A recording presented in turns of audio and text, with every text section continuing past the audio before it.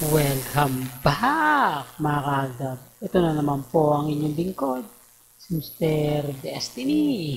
At syempre magbibigay na naman tayo ng pinakamainit na update po ngayon sa social media mga kaaldab. Syempre kay Mengay na naman po tayo po focus at kay Richard Polkerson.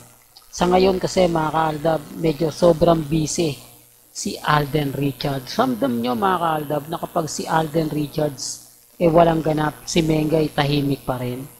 May mga bagay-bagay po mga kaaldab na talagang mapapaisip naman po kayo kung sino nga po ba talaga yung mga taong makapagsasabi kung nasaan nga po ba si Mengay o si Alden Richards, di po ba? Sinasabi nilang may photoshoot daw po si Tisoy. Pero okay lang naman po yan mga kaaldab. Alam naman po natin ang buong istorya. Alam naman po natin ang buong kwento na pagdating po kina Richard Polkerson at Maine Polkerson ay talagang marami ang nag-aabang. Marami ang nagtatanong kung ano na nga po ba talaga ang magaganap, kung ano na nga po ba talaga ang kumbaga kadalasang pinag-uusapan. Sa ngayon mga kaaldab, ano lang ako kumbaga yung tipong ramdam mo yung mga nagaganap at nangyayari, yung tipong kumbaga halatang guilty po sila mga kaaldab kapag si Mr. Destiny po ang nagbibigay ng update.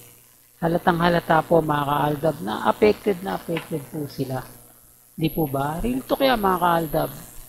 Balikan natin mga kaaldab yung mga kwento po na sinasabi nila, mga kwento po na wala talagang patutunguhan.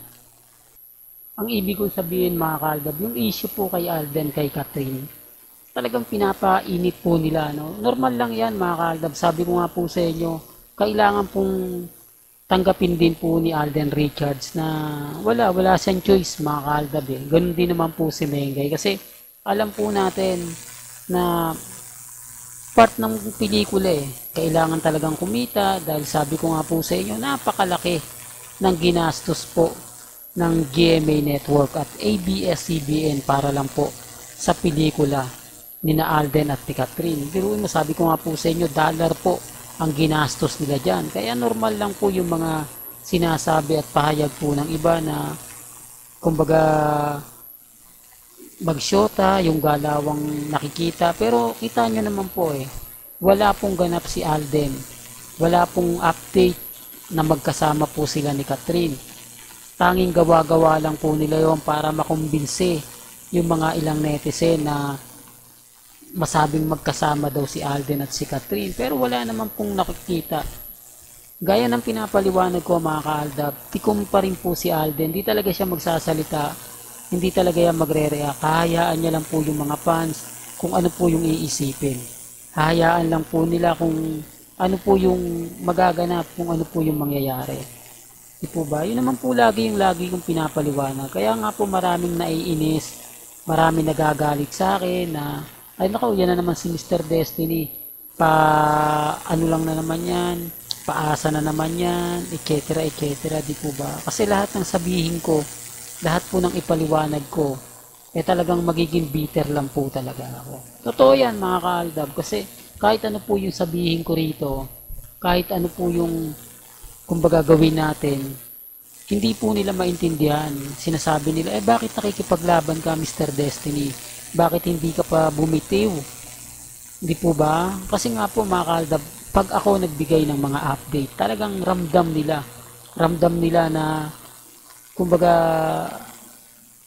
totoo yung mga pinapaliwanag ko. Kasi apektado rin yung iba na, o nga, maraming kumakalat sa social media. Pero ang tanong, totoo ba yan? Alam naman po natin na gawa-gawa lang po nila yan. Alam naman po natin na kumbaga makikita at mapapanood ninyo yon. Kasi kung totoo pong may relasyon sina Catherine at Alden, hindi po makakaligtas yan sa social media. Di po ba? Tapos ramdam nyo yung pagpiga kay Jorus. Talagang gusto nilang umamin si Jorus pero gaya ng sinabi ko, wala po silang napala. Although may mga pahayag daw na nakakakilig, pero hanggang dun lang. Kahit ako, pwede natin sabihin yung mga ganyan, di po ba?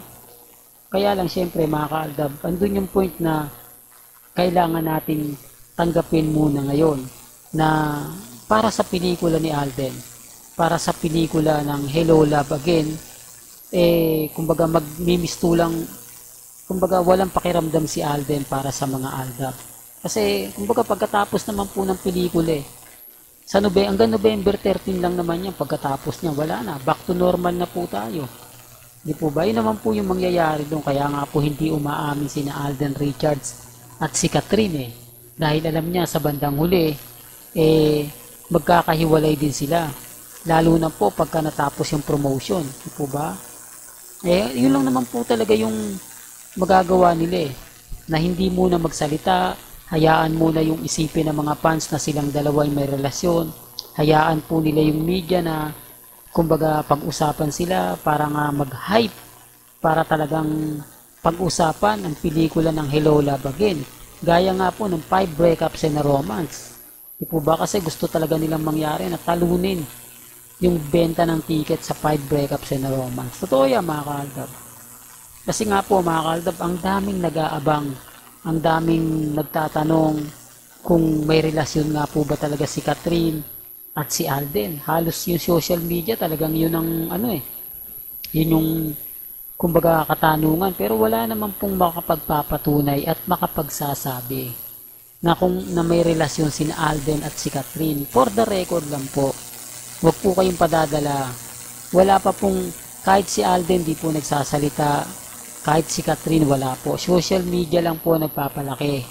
Lalo na po yung mga fans nila Catherine at nila Alden na sinasabing may relasyon sila, na sinasabing kumbaga darating daw yung point na aamin na nga puro sila. Wag po kayong maniniwala kasi sabi naman po ni Alden, di po ba, na kumbaga kay Boy Abunda natin malalaman.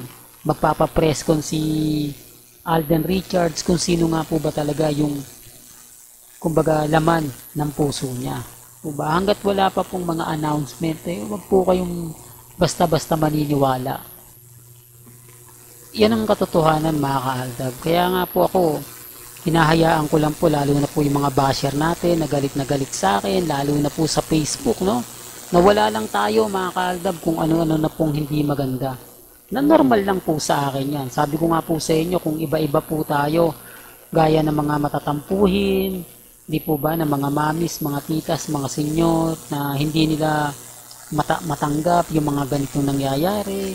Sinasabi nila, ba't kasi inahayaan to ni Alden Bakit kasi, kumbaga, ayaw pa nilang magsalita. Remind ko lang po sa inyo, nasa kontrata po kasi si Alden Wala po siyang choice, o wala po siyang kumbaga magagawa kundi tapusin ang nasimulan niya. Dahil pagkatapos naman po ng kontrata, magmimistulang wala na po talaga. Diba? Kaya nga sabi ko sa inyo mga kaaldab, kampante lang kayo, maging relax. Malay po ninyo, di po ba? Pagdating ng tamang panahon, tayo naman po ang sasampal sa mga taong mga bitter po sa Aldab Nation.